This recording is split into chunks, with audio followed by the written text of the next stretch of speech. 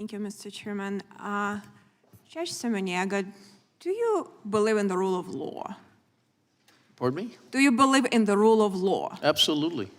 So let me ask you a question. You were talking about asylum seekers. How many of them are actually legitimate asylum seekers, cases percentage-wise, based on the current law? I think that's an impossible question because they have the right to say that they have credible fear, and it's not my position or my role to determine whether that's true or not, but that's the court. What the cases, when you go and look at these cases, what is a percentage of them actually legitimate? What do you assess? That is actually was not abuse? From the stories I've heard and what they go through and how they're persecuted in their countries and how, you know, how they're treated, and it's not economically driven as much as it's fear driven. So what is the percentages actually that could be legitimate? You know, when I was in Texas, you know, a few years ago, and I talked to some people there, I actually been in El Paso too, it was under 10%. I'm not sure if this number changed now, but would you say that majority of them are not? Well, I mean, you're asking for a non-objective. I mean, I can't Okay, tell then you let me question. If there are a lot of illegitimate cases, do you think it hurts legitimate asylum seekers that actually can be killed by their government? Well, absolutely. I mean, they're seeking to get away from their difficult situation, but I cannot tell you. That's up to the court. So do you believe that, you know, and I agree with you that it shouldn't be where the court really should be doing it because we're delaying the process, you know, and do you believe that have such a large number of people at the border doesn't allow us actually to help legitimate people that could be dead? Because we have some people that very desperate people, don't get me wrong, life is tough in a lot of countries. There are a lot of things, you know, that is real bad. But we have people really in a life and death situation. Do you believe to have such a scale of people coming to the border and maybe abusing the system and cartel take advantage of some of these people actually hurts legitimate people?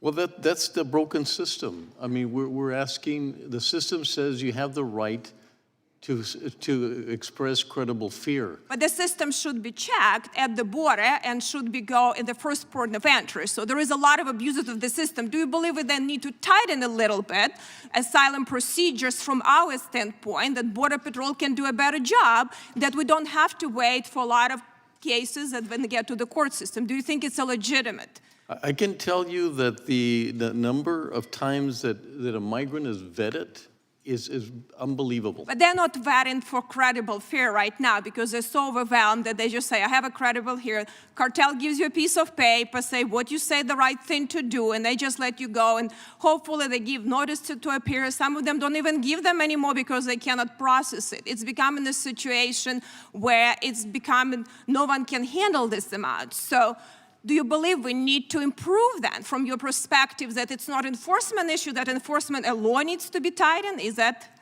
Absolutely, it needs to be improved, but I think you're not giving us a solution. It's not an easy solution for us to determine whether it is or it isn't credible fear, because the law says that if you express it, then we have to accept it. Well, at least we agree something the law maybe need to be tightened because we're really hurting the people. Do you believe that cartels making so much money on desperate poor people that the message spread, they all come to the country, is really hurts legal immigration, but also it's really creates a modern-day slavery because these are desperate people. Do you believe that would be characterized like that?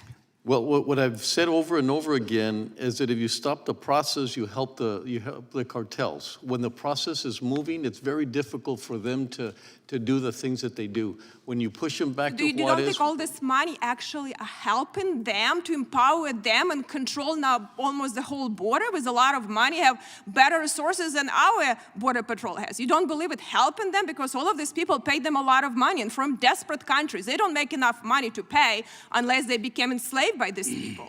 I agree, but every time that the process stops, that's when they get abused, they get raped, and so there's people that legitimately can come into our country if we can help them process and get them quickly moving. less likely with a cartel. And I think we need to work on that. Maybe we can at least find common ground on that. And what would you say, Sheriff, from your experience, what really needs to be done? And we have like a few seconds left to really find common ground to stop this insanity. I'll talk fast. I actually spoke with Secretary Mayorkas about putting judicial oversight at the southern border so they can address these asylum claims, these credible fear claims. As we know, the high percentage don't qualify under law to do that. Secretary Mayorkas stated, I 100%, that's a quote, I 100% agree with you, Sheriff, but we've seen no action over last year to get that done because we could address it at the border, not within our communities. Thank you. My time has expired. Thank you. I now recognize the gentleman from California, Mr. Correa.